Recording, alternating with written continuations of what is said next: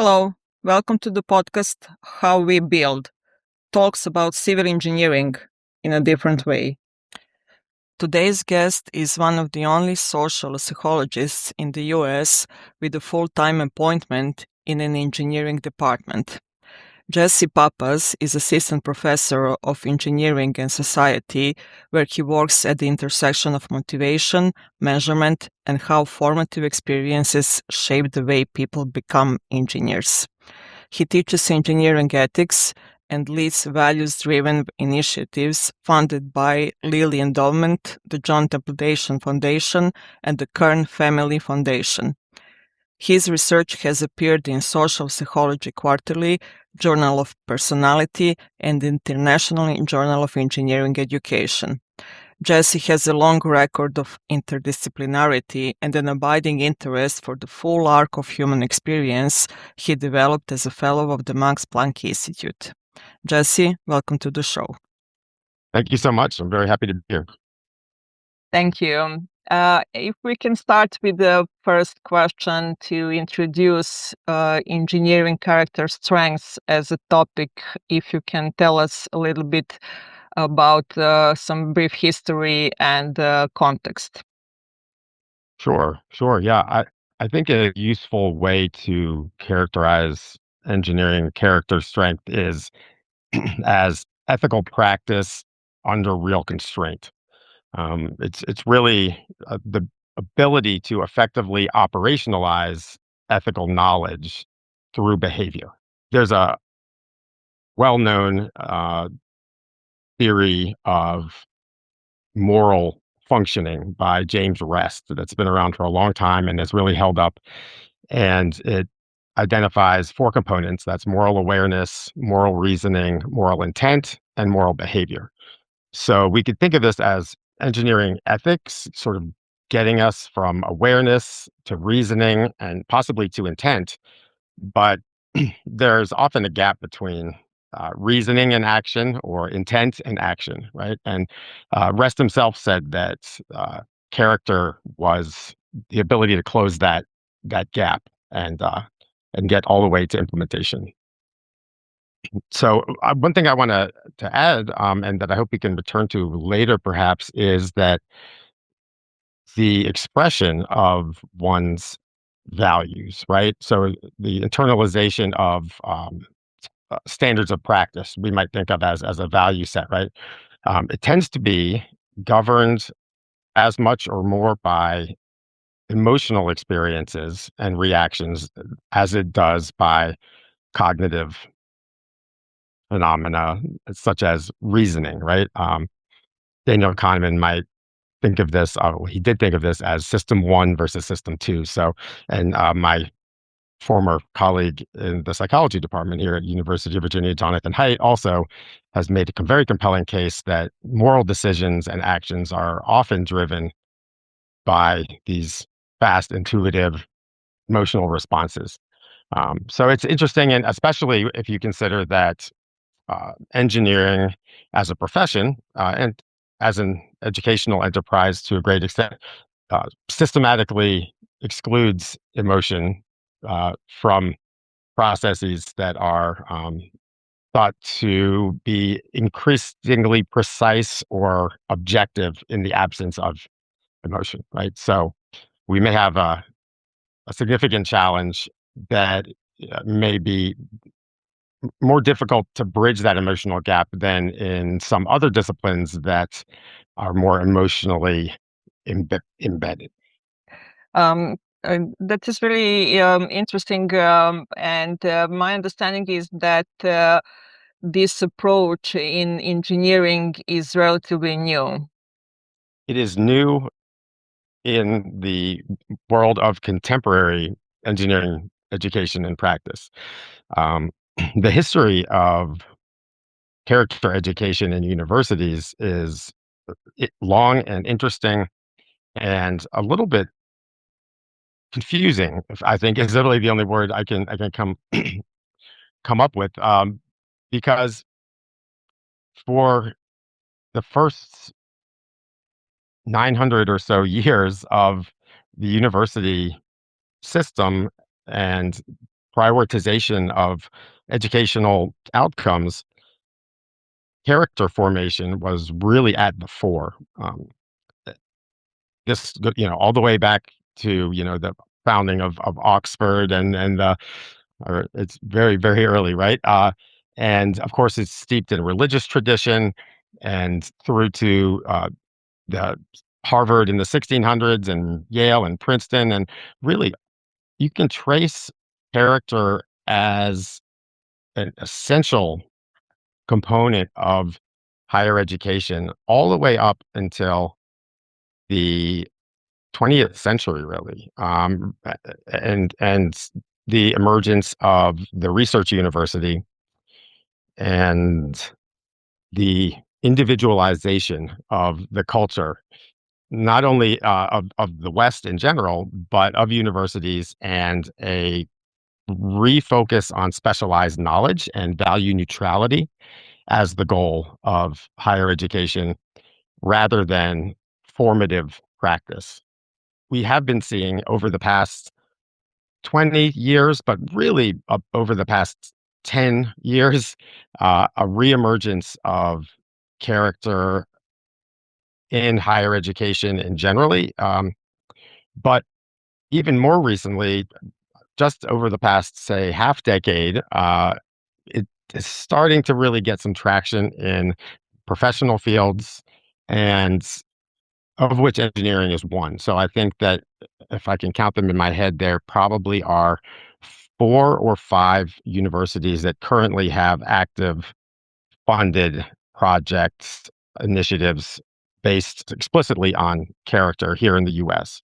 And it's also worth noting that this reemergence, while certainly based on good intentions, right, on character-driven intentions, has really been facilitated by an emergence of sources of funding from 3 major donors.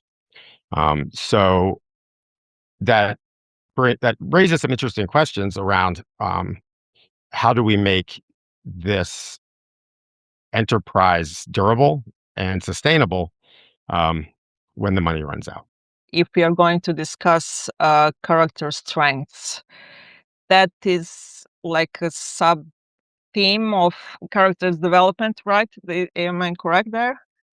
Yes, yeah, absolutely, and it really, breaking character down into a set of components, right? A practical strategy and is really useful, and certainly Aristotelian virtue ethics, which has come to really dominate this reemergence, of character education at the university level, provides some useful guidelines there, right? So, and as well, positive psychology also provides some insight. So, but really, character strength can be sorted into virtues like honesty, courage, humility, care, responsibility, right? And so there is both some real value in being able to chunk these elements of character into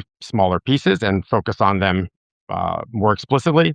But there's also risk involved in that, uh, because each of these domains tends to carry its own uh, sort of semantic weight, right? And from a psychological perspective, and then my background is in social psychology, when you seek to teach somebody about honesty or courage, it is easy to slide into dangerous motivational territory in which the learner feels threatened, right? Feels like, why am I being taught this?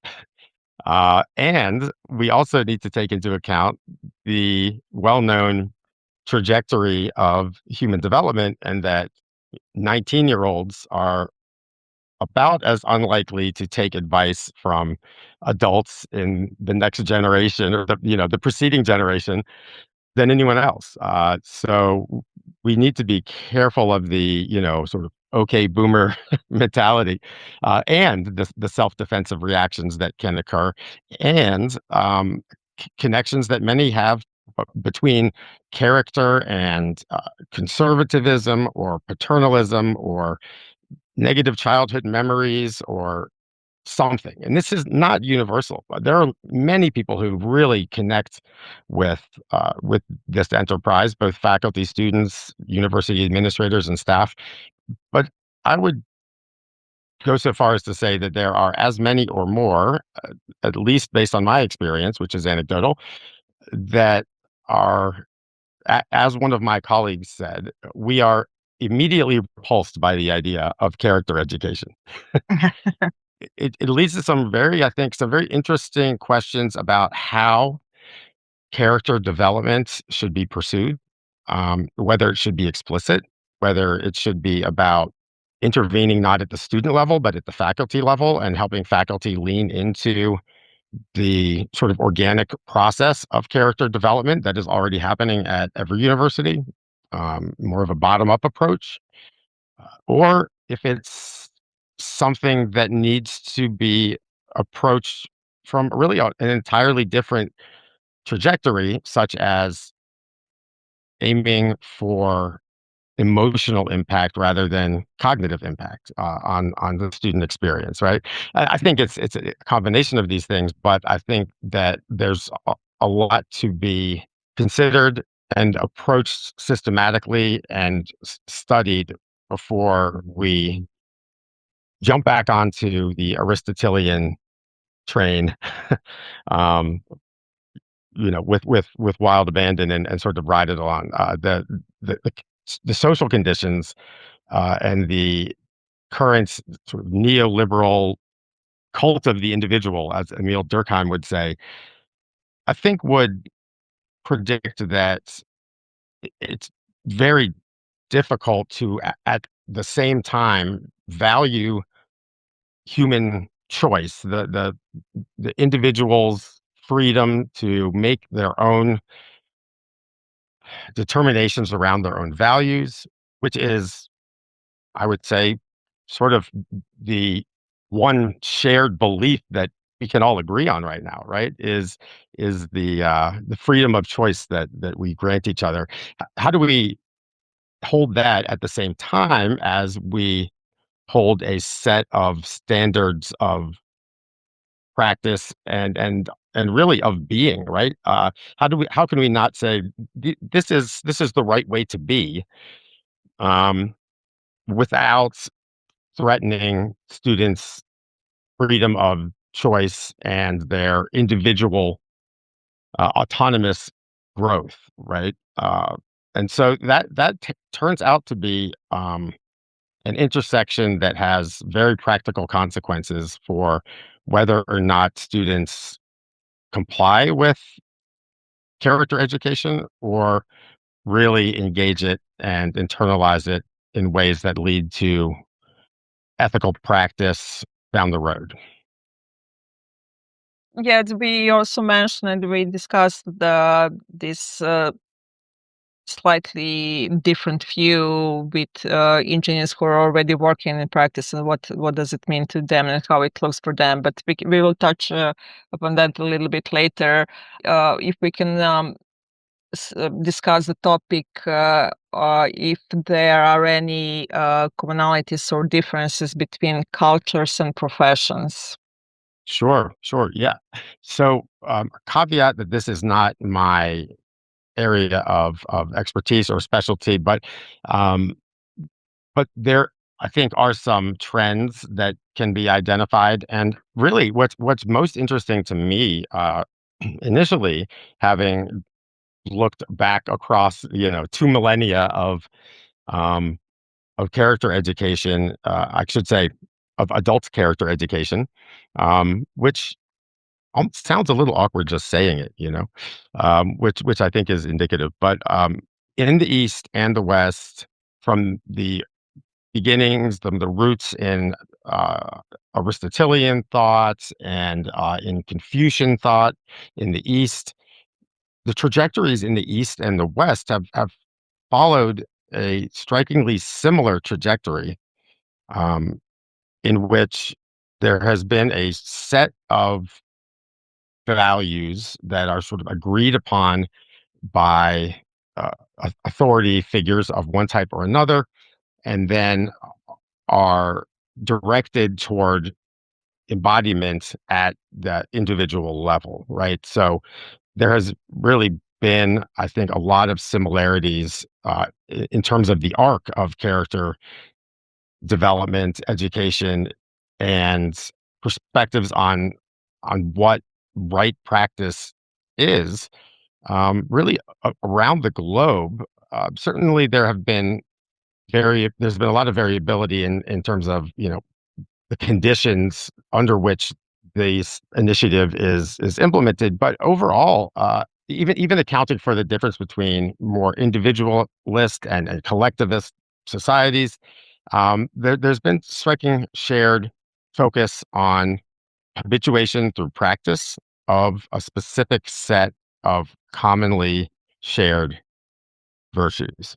Where this gets kind of interesting, I think, is over the past century or maybe 70, 80 years, especially since the rise of relativism, right? Of the true appreciation uh, to the extent of, I would say, fetishization, if I can use that term, of personal freedom and choice that has occurred in especially in the West, but really globally, along with sort of the rise of globalization and capitalist values.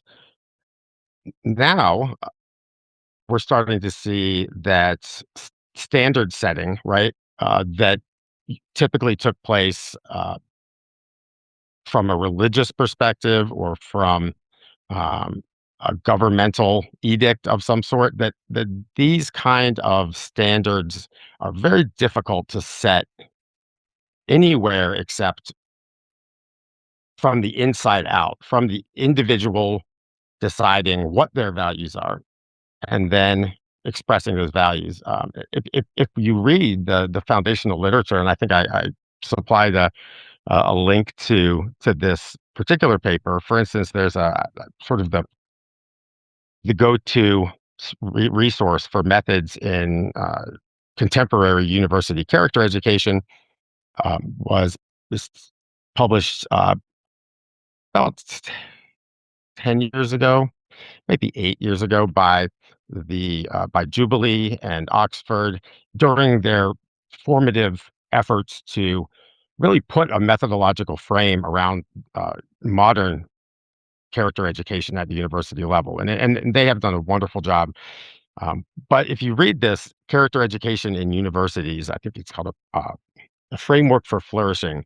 You see throughout it that there is a tension between, on one hand, what is universally right, and on the other hand, providing students ultimate autonomy and decision making power over what they believe is right. I think it's useful to think of character development from the frame that they suggest, which is that character can be caught, taught, or sought, right? And this has turned out, I think, to be even more useful in terms of framing different methods than maybe even they initially thought it would be, because it's come to frame a lot of conversations that I've been a part of, and it shows no signs of becoming less relevant, right? So the idea here is that character can be taught explicitly, right? It can be part of a curriculum. It can be caught in that it can be learned by osmosis, right? Through what you might call the hidden curriculum, for lack of a better term, unfortunately, or by experiences with professional practice or service learning, right? It just kind of seeps in, or it can be sought, right? And that is, students can intentionally pursue their own character development. Jubilee and Oxford really lean into, and many have, I think, subsequently leaned into the idea of character sought as being the goal at this level, right? That students have to pursue their own character development, and they have to be motivated to do so, and they need to habituate these virtues through practice. That is certainly, I think, a valid way of looking at this, but it's also difficult to know how exactly to inspire students to seek out their own character development, particularly if your school is not faith-based or a military academy or something in which the context really affords the self-pursuit of character development. In a more secular educational context, and in fields like engineering, where the motivation to pursue one's own development in a non-technical area with real gusto. I chose gusto because I couldn't come up with the other word I was looking for. The methodology there is very challenging, and in fact, approach that is recommended typically is self-reflection. What kind of engineer would you like to be? What do you value? And I think that cognitive, reflective process probably does have some impact, especially for those who haven't thought about it before. But I think there may be a stronger argument to be made that if what we're trying to do is really inspire, motivate long-term engagement with character development, we need to look to experiences that impact students in emotional ways that make them feel something is important, that may make them feel uncomfortable, that make them experience a situation in ways that compel them to attribute it in a specific way that is conducive to their own development, and that suggests that um, authentic experiences like service learning, engagement with a professional sponsor for a project, teamwork, right? Working together in teams, trying to build trust and shared leadership, co-curricular experiences, that all of these kind of experiences that carry real weight, and impact students emotionally, ultimately may be more effective than sort of more cognitively focused, reason-based, self-reflective, or in the case of ethics, case-based approaches. And I think there's a frontier there that is waiting to be discovered or Yeah. explored, I should say. We discussed what can be learned from different professions, right? And what can Yeah. be maybe implemented or taken as a positive case or Yeah. lessons learned. I think we mentioned medicine, we mentioned a law or legal part. You now mentioned military. What is common for those professions that we can learn from? What do you think? I think that's a great question, and the right place to be looking is where are there existing examples of success in the domain of learning that we're really interested in. And law, I'm not confident in looking to as necessarily as an exemplar as much as medicine. Medicine, they really dealt with this problem of internalization, of translating knowledge into practice, and the way that they solved it was by going beyond the Hippocratic Oath, right? Which we have our version of in the Order of the Engineer, where engineers can take a pledge of character strength, more or less, right, of ethical practice, and we have that practice embedded in our experience here at UVA. But I think how medicine solved it was by focusing on the eventual inevitable impact that the students will have as professionals on others, right? On their immediate responsibility to the patient and to patient well-being. And when you start with the stakeholder, and the stakeholder is so immediate and their well-being is so directly connected to professional practice, then the methods, I think, sort of start to fall into place. And that is a long residency, right? But also increasing opportunities for students to interact with practicing medical professionals and for students to work on their, I guess, I don't know if they still call it bedside manner, right? But on how they interact with patients in ways that sort of empower them or provide hope. The reason I'm focusing here on the immediate stakeholder outcomes and well-being is that while in education and law in terms of clients, right, and medicine in terms of patients, there is a very clear and present moment of impact in terms of decision making and practice that is ethically relevant, right, and has real impact, visible impact. That is not quite so obvious in engineering, and some might argue that well, engineers build things that have incredible ethical consequences, right? I mean that are absolutely embedded with moral implications. And while that's true, they tend to be more distal than proximal, right? They tend to be a little bit fuzzier at each level compared to some other professions. So the first canon of the NSPE, right, hold paramount the safety of the public, is very difficult to conceptualize or operationalize in a practical sense. What exactly does that mean? Who are the stakeholders that my design will impact? How do I know how they will be impacted? If I'm a computer scientist, how do I balance the benefits of this new app with the potential downside? We talk a lot about utilitarianism in ethics, but it's also almost impossible to calculate accurately the greatest good for the greatest number of people, right? Because those consequences of the bridge collapsing or floating walkways coming crashing down are quite far away often, and it's difficult to bring the implications and the consequences of unethical practice into the classroom in ways that really do impact students in an emotional and immediate sense. And we've tried to do that with cases, right? And I think it works to a degree. But by focusing on cases that are often at the far end of the spectrum of unethical practice, there are a couple other things that might be happening. And that is that students, one, may just learn to avoid ethically charged situations altogether, right? Like that, there's no way I'm even getting involved in that. I don't think that's what we're trying to accomplish. And two, that we're missing, right, the vast majority of gray area kind of ethical decisions that slow downgrade that is the embodiment of ethical or unethical decision making in most everyday situations, right?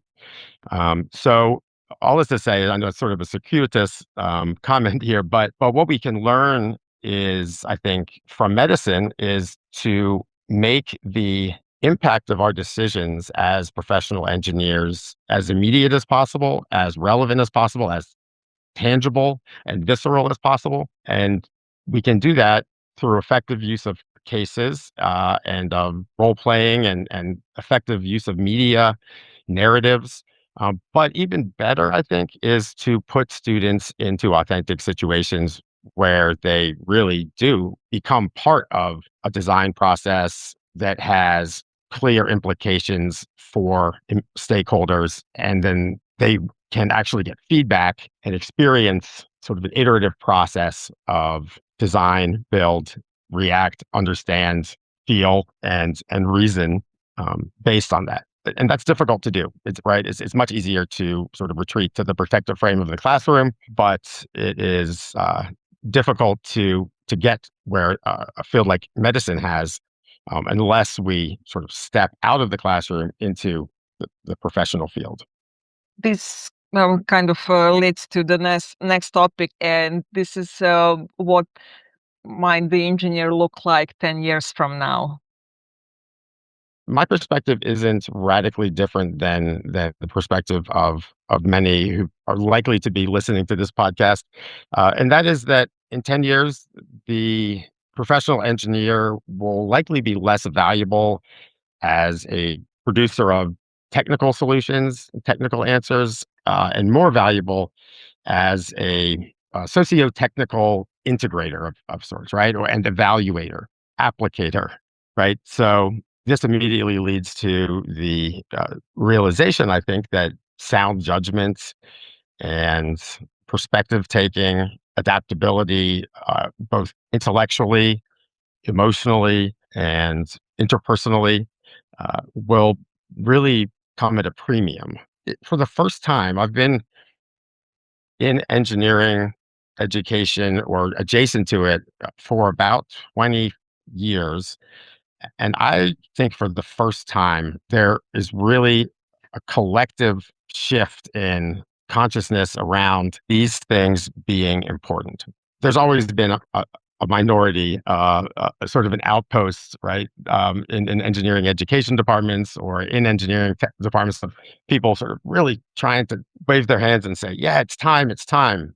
But I think that AI and automation have really crystallized that for enough people that we've reached a tipping point. And I truly hope that that's the case. We can stay still in the professional life of an engineer, and the question would be, how does this concept of character strengths apply to everyday work of engineers? Yeah. I thought it might be fun to look at a couple of cases here, just briefly, that thinking about case study, right, as sort of a snapshot of the work of engineers. So, in a broad sense, there is an evaluative component to most decisions that are made, right? In an engineering context, in a design context, in a management context, and we could talk about that in a sort of diffuse way.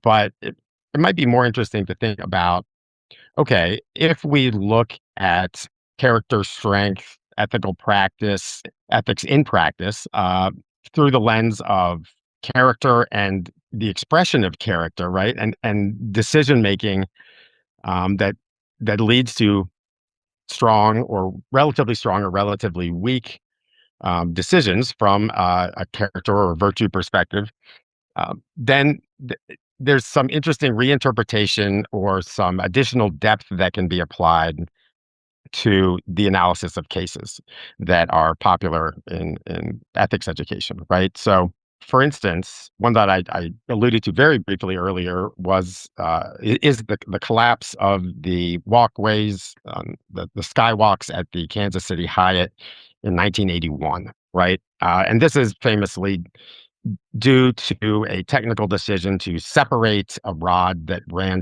continuously through two skywalks, and suspended one below the other.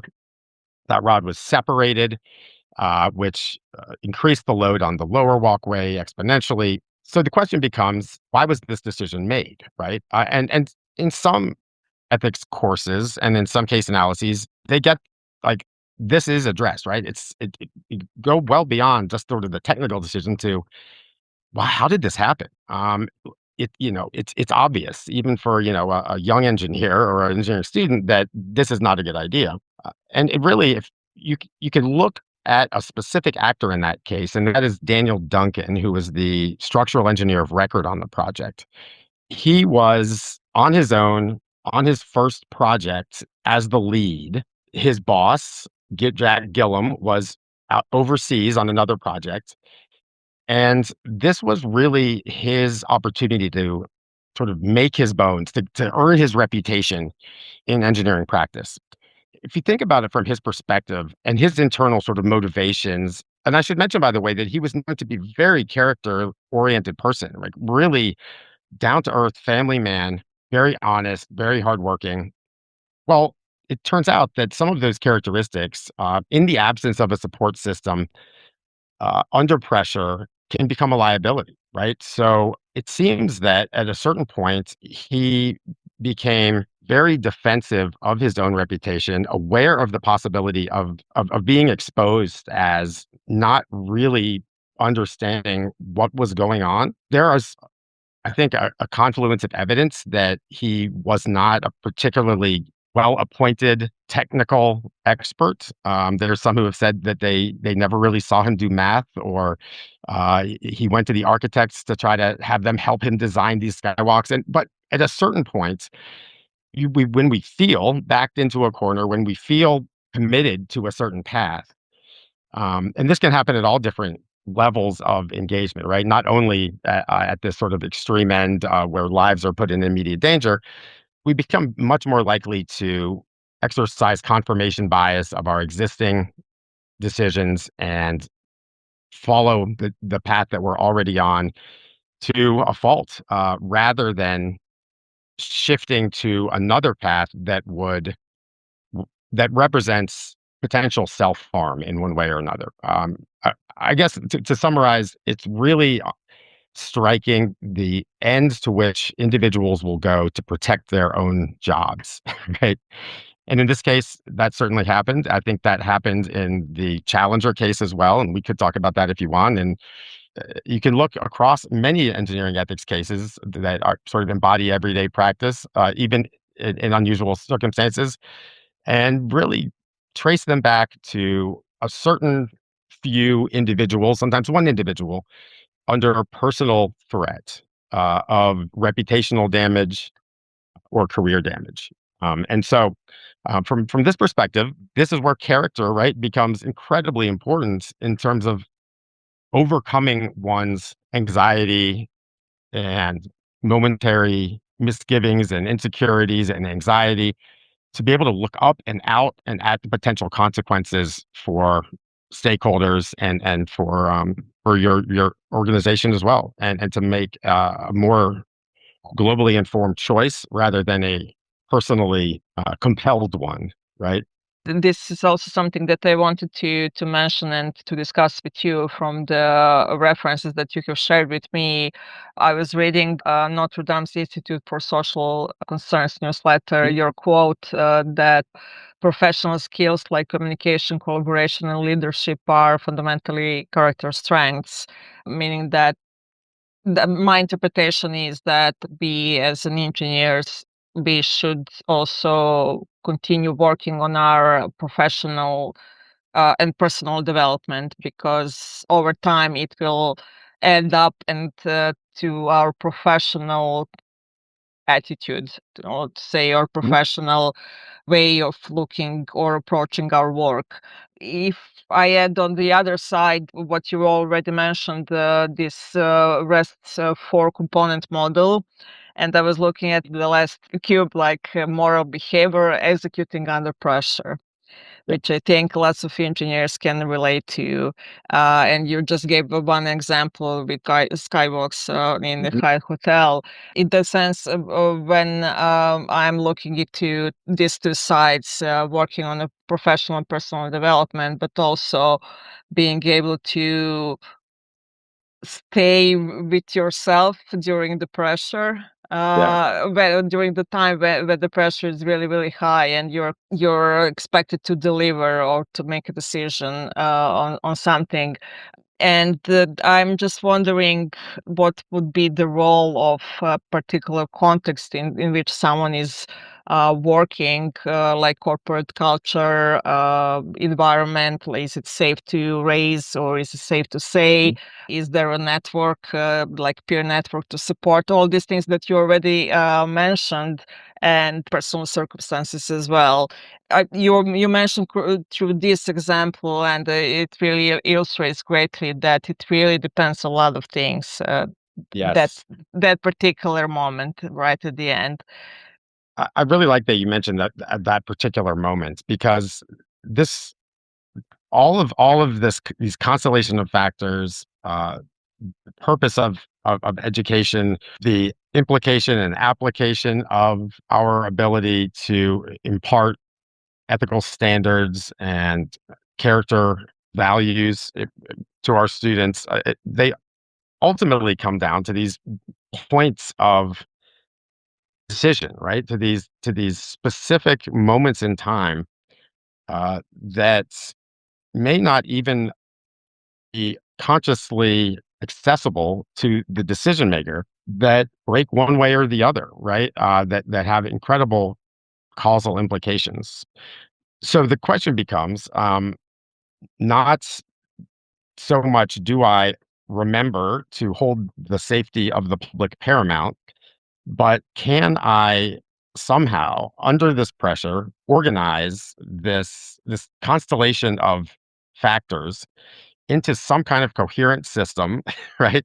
That I can see how I can not only see how they sort of fit together, these different informational elements, right? The inputs to this impending decision and action, but that I can also look beyond this system, this present system, to how the system that I perceive, or I should say the interactions among these components, how they will function in the future, right? And how they will impact not just me, but my organization, the public, our clients, the environment, et cetera, right? We've had a bunch of our alumni come in recently and give students some insider tacit knowledge about sort of how to maintain your value system under the constraints of professional practice. And a common theme was ethical practice is about managing trade-offs, right? About balancing competing priorities. And so that is a sort of a modular instantiation of this broader constellation of factors I was just referring to. What that comes down to in terms of one, a mechanism around what is it that predicts the right decision or the wrong decision, right? On the whole, right? Um, is one a comfort in chaos, I think, in a way, right? Is the ability to actually not try to focus on each one of those factors and rationalize the downstream effects of each of them, but to be able to rely on our intuition, to be able to rely on our sense of right and wrong, um, not right and wrong in a morally predefined sense, but in terms of what what feels right. Sometimes this comes across when you talk about intuition or we talk about relying on our gut as capricious, but there is a lot going on under the hood, and there is a lot of cognition that happens at a subconscious level. So relying on our intuition, on our hunch, that ability is what separates good leaders from great leaders, right? From separates the decision makers from those who make a decision that seems well reasoned, but ultimately there is an inability to really account for all of the potential impacts or relevant variables. So again, I've come back to the importance of system one and emotion and intuition quite a bit today, a little bit more than I was anticipating, but I think that's okay because I think we really need to start thinking about our educational processes, one from and a perspective that respects both system two, conscious reasoning processes, and system one, emotional, automatic, intuitive, fast processing. And two, I think it leads to some interesting implications around why don't we look to what is naturally occurring in our educational system, in the professions. How do these exemplars, right? How some people are able to make it work, right? To make the right decisions, to maintain ethical practice, to have successful careers. Why don't we reverse engineer their practice, right? Why don't we look to the nodes of formative strength that exist in our curriculum, to the faculty who somehow are having these really positive, influential interactions with students, and sort of build from the bottom up. Like it's already happening. We don't need to add anything necessarily, and in fact, I don't think we can add anything really, because of the conflicts I mentioned earlier around sort of the value of individual choice juxtaposed with sort of universal judgments around what is right and wrong.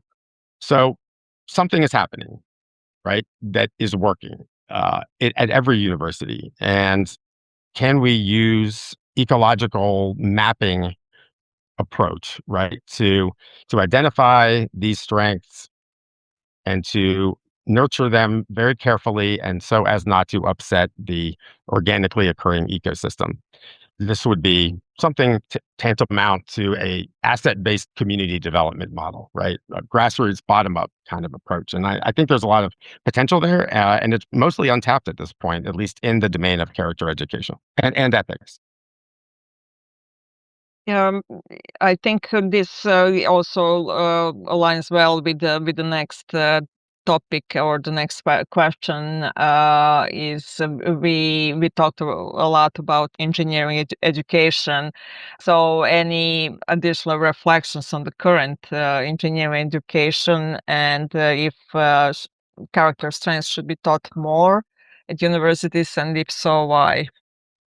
I've touched on the answer to this question from my perspective in a variety of ways, and maybe to find a system in that constellation, so to speak. Yes, I absolutely think that they should be apparent in the university experience, but I think taught is the wrong word. I don't think we should teach character. And in fact, Rick Miller, the president emeritus of Olin University, said to me once. Actually, it was to a group. It was in a advisory board meeting. He sort of said almost out of what I thought was kind of nowhere, like, you can't teach character. You can only teach about character. And I was like, what is he? This was early in my foray into character education space, and it's just meant more and more to me over the years. I think that we have a responsibility to graduate students who are committed to ethical practice and who truly care about others and the state of our planet. But how we get there, I think, is through character caught.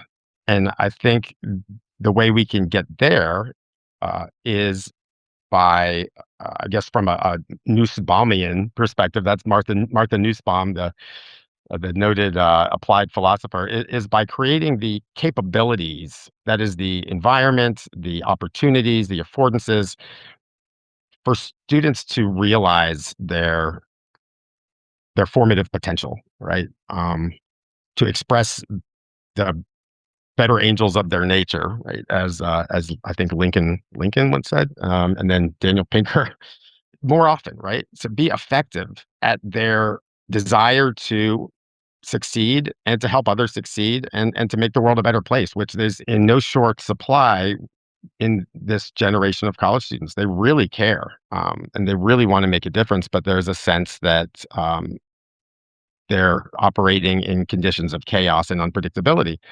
And they are to a degree, but there are ways to thrive in the chaos, right? And some of it means letting go a little bit, means practicing a bit of wu wei, right? I think that Taoist term of sort of letting the right answers emerge from situational constraints and trusting in the process of not over rationalizing, over analyzing. There's certainly quickly a point in the rational and the reasoning process that we are starting to close off affordances that may be available, closing down that beginner's mind into a more expert mind and getting into a specific track, like remaining open, remaining present, and realizing that those who thrive in chaos, uh, there is a method to the madness, and we can learn a lot from those people.